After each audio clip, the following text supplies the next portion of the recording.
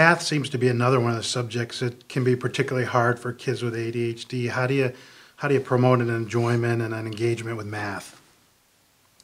I love teaching math. I find that if you are able to teach kids and let them understand that math is about rules, but as long as you know these rules, you'll be okay, that helps a lot of kids out. In addition, I like to use manipulatives with the kids. Each kid has a little bin that has things like tiles in it, or different shapes, and that helps them. For instance, if you're doing multiplication or division, you can build an array using these manipulatives, and that really helps kids understand what the math is about rather than just seeing numbers on a board. In addition to that, I also recently just got a grant from my school's PTO to have each kid have their own individual whiteboard and eraser.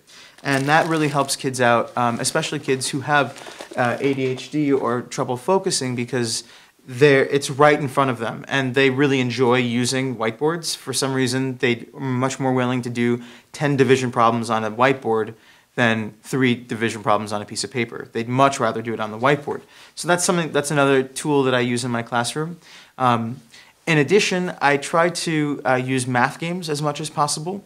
I think there's a lot of benefit in using math games. They're practicing skills, but they're having fun while doing it. I also have the kids create their own math games. So this is actually a game that was created by some students in my class this year. The directions are on the box, and it's a really interesting card game that involves really difficult multiplication. It's fast and it's fun, and the kids are practicing their skills while enjoying themselves.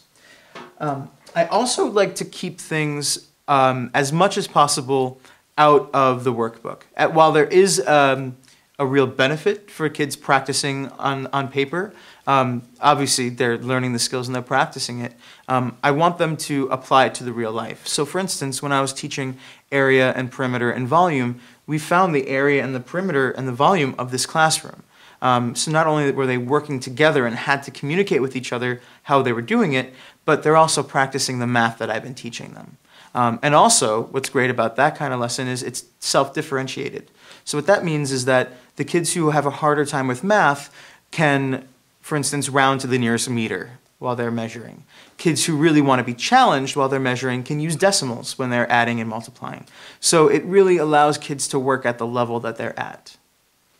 So keeping it hands-on, keeping it fun are really ways to promote engagement with math. Absolutely.